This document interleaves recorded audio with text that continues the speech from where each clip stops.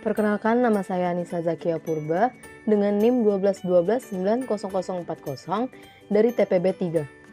Perkenalkan, nama saya Arden Ahmad dengan NIM 121110018 dari kelas TPB 3. Nama saya Esra Dwi Cantika Napitupulu, NIM 121270044, Prodi Kimia. Perkenalkan, nama saya Nur Baiti, NIM 121290038 dari TPB 3. Assalamualaikum warahmatullahi wabarakatuh. Perkenalkan, nama saya Nafri Ramadhanil dengan NIM 121290039 dari TPB 03. Perkenalkan, nama saya Rian Sasikarani dengan NIM 1212743 TPB 3. Di sini saya akan menjelaskan bagaimana penerapan motor listrik sederhana dengan gaya Lorentz pada turbin helikopter. Gaya Lorentz merupakan gabungan antara gaya elektrik dan gaya magnetik pada suatu medan elektromagnetik.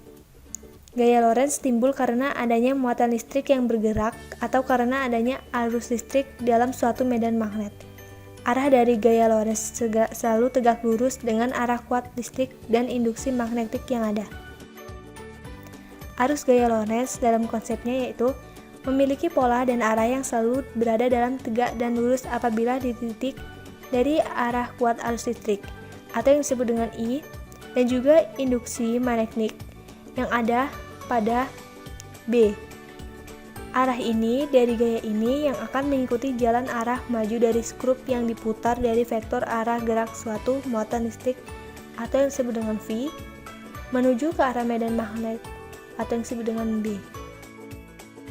Rumus dari gaya Lorentz yaitu F sama dengan B kali I kali ln sin theta, di mana F yaitu gaya Lorentz, B sebagai induksi magnetik medan magnet, I sebagai kuat arus, ln sebagai panjang kawat dalam medan magnet, theta yaitu sudut yang diapit I dan B.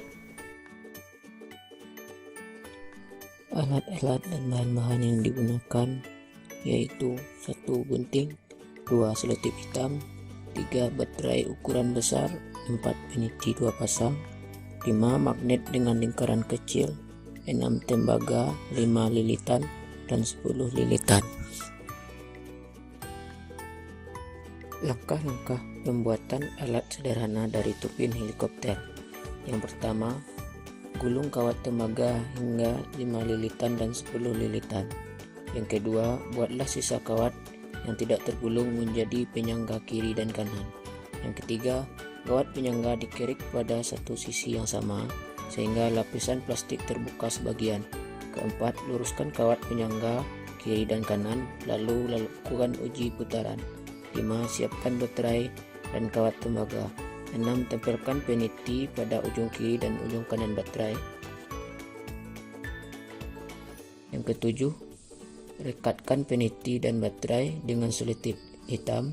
Yang kedelapan, rekatkan sisi kiri dan sisi kanan tembaga dengan 5 lilitan pada peniti. Yang kesembilan, lalu taruhlah magnet di antara tembaga dan baterai. Yang kesepuluh, dan amatilah percepatan yang terjadi. Yang terakhir, lakukan hal yang sama pada tembaga dengan 10 lilitan.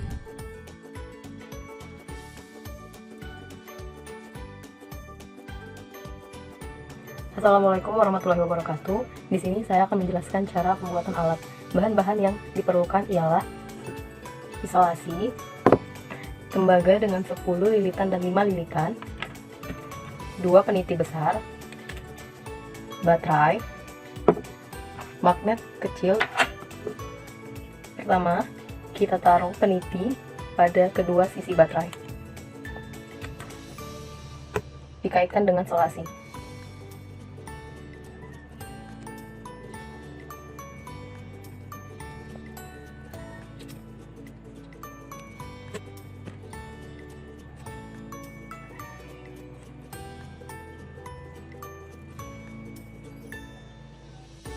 Setelah peniti diletakkan pada kedua sisi, masukkan tembaga pertama 5 lilitan pada lubang peniti bawah. Lalu percobaan akan kita mulai dengan magnet kecil.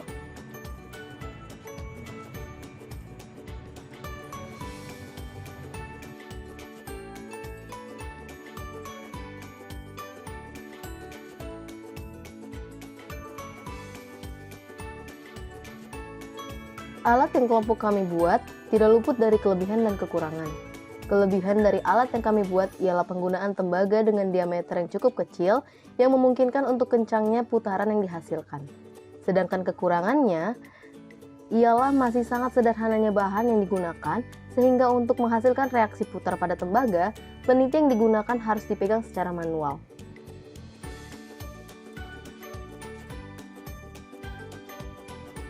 Dari hasil pembuatan simulasi turbin helikopter dengan prinsip motor listrik ini, masih terdapat banyak kekurangan, baik berupa dalam segi elektronik atau segi mekanik. Dalam merancang suatu simulasi alat turbin helikopter ini, diperlukan tenaga yang lebih memadai dalam hal tembaga yang digunakan, dan juga diperlukan magnet yang memiliki daya tarik-menarik yang cukup kuat.